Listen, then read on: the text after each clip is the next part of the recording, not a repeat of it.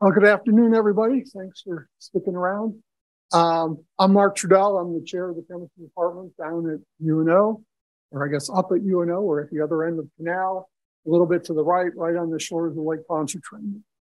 Well, today I want to talk a little bit different in terms of what some of the talks have been today in terms of the drug discovery process. We come in at a little different point here.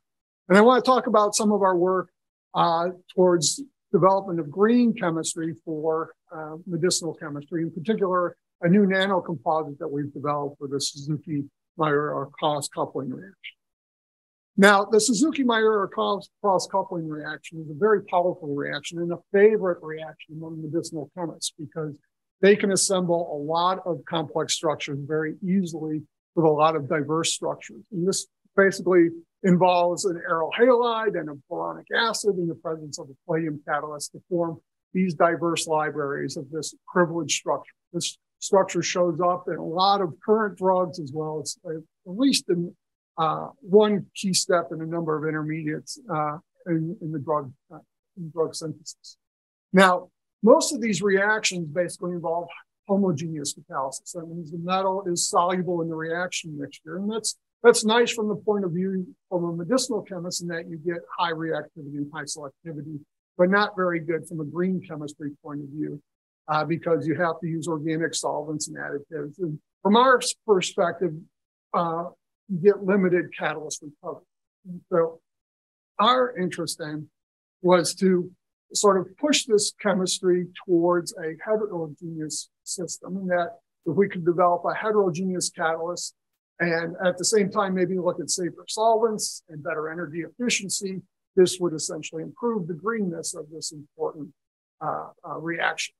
Heterogeneous catalysis is green for the most part because it allows for easy metal recovery. And this is important, especially when we're looking at transition metals that are all basically endangered species.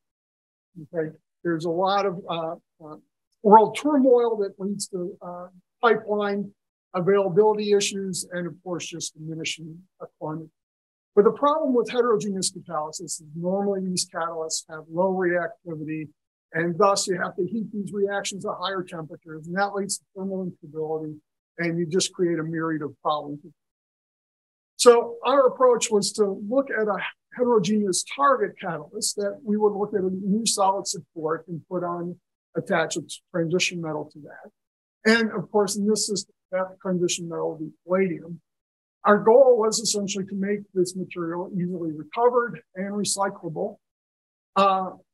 We would want to exploit nanoparticle reactivity for this, and then of course have good stability, both thermal and air stability. We want a catalyst that we can just handle in the air. And hopefully that will lead to better stability, resulting in lower metal leaching and low agglomeration. Now, the support we were interested in was halloysite. Now, halloysite is mined out west. It's a chalky aluminum silicate that just comes out of the ground. And if you look at it in detail, it has this fibrous structure. But on closer inspection, you see that they're actually tubes, either tubes or nanoscroll. And we envision this as a good place to deposit our nanoparticles. This would provide a safe and stable environment for that catalytic reaction. And so, much to the dismay of my graduate student who spent thousands of hours developing essentially the conditions to make this, basically it simply boils down to starting with palladium acetate and using a very specific ratio of reducing agents and capping agents to make these nanoparticles. The palladium nanoparticles then, when stirred with halloysite and water, find their way into the lumen of the nanoparticle to give us our palladium nanoparticles encapsulated in halloysite. And here you can see what that looks like from a TEM image. Here's our halloysite structure, and these little black dots are our nanoparticles. So we get nice dispersion of those nanoparticles within that halloysite, very low agglomeration. You can see a little bit here, but mostly 98% encapsulation of those particles. This was the first example of a noble metal system being essentially prepared in halloysite in an aqueous system and at room temperature. So this was a significant advancement which we are quite proud of. Now, the nanoparticles themselves range in size from 6 to 8 nanometers. Generally, the composition of palladium in our system is about 4%. We've made up to 25%, but for most of our work, 4% gets the job done. And essentially, the material itself is air stable and has a long shelf half-life. Now, when we applied this to the Suzuki reaction, we see that the coupling reaction proceeds very nicely with high yields with diverse structures. We typically do this reaction with 10 mole%. So if we take that 4% palladium in halloysite and 10% of that, we're looking at low metal use, about 0.4% in normal reaction. We run this reaction with potassium carbonate. We don't have to use any phosphines. The reaction runs in an alcohol-water mixture. Ethanol and propanol works well. But what really was surprising is how fast this reaction runs at 25 degrees, and most of these reactions are done within 1 hour. And this is a significant advancement relative to any heterogeneous system that's out there. Now, of course, from our green chemistry point of view, we were very interested in being able to recycle this material. And basically, in our model studies, we can take this halloysite material, this nanocomposite, filter it, wash it with some water, a little isopropanol, fry it, and then it's ready to go again. Okay, and we can recycle this. We recycle this up to 8-9 times before we see it. The nice thing about also this reaction is you don't get much residual palladium moving through the system. That is essentially the palladium content in the product is very low. The advantages here is the ease and execution of the reaction. We've even developed this reaction our undergraduates wanted in organic. And so it's excellent recyclability. We recover the palladium after each experiment, and essentially it's cut our palladium costs by a factor of 5. The amount of trace metal that ends up in the product is very low. It meets FDA requirements in the residual product with one simple filtration. Okay, there's no additional purification. Reaction times are quick, usually done within an hour, accelerating product output. That's why we can do it in an organic lab now. And of course, the nanocomposite is air stable, so our undergraduates can handle this quite easily. We've also pushed this chemistry to other metal systems.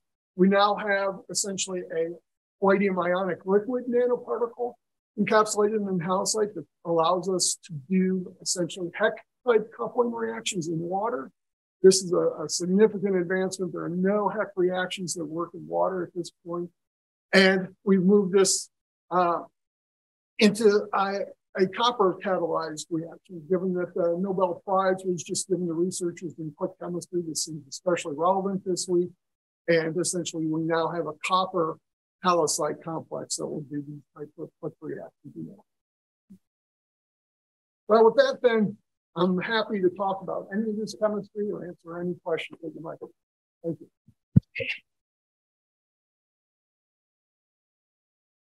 Questions? Right down. Oh.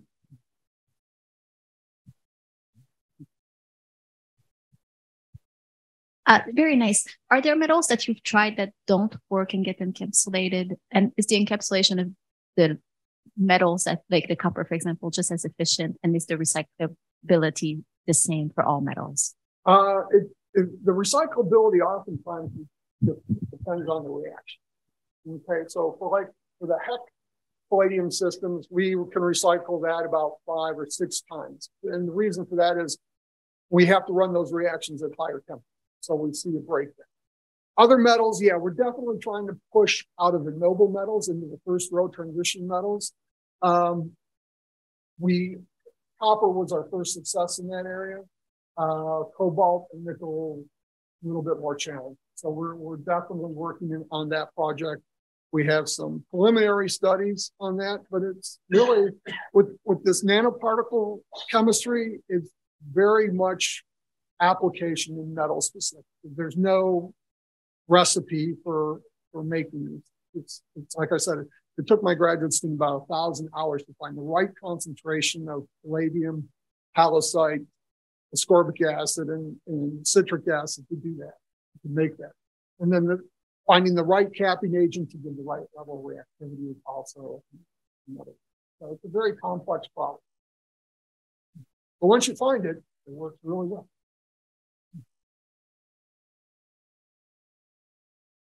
Any other questions? Yeah. Just one question, because I'm still puzzled. You're encapsulating. How is the palladium accessed from the other side? Well, the way the palladium nanoparticles get in there, and actually that cartoon, we can kind of all mix it together.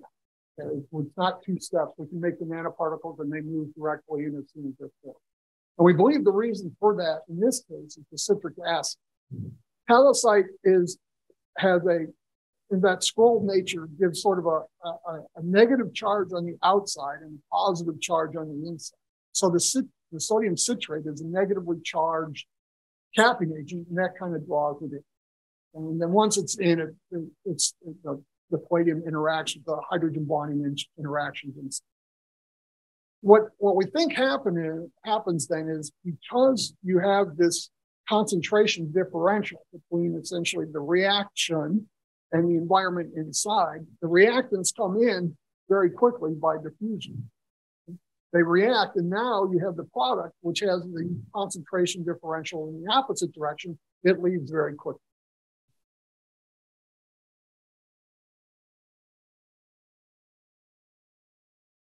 Any last questions? All right. Thank you so much. Yeah.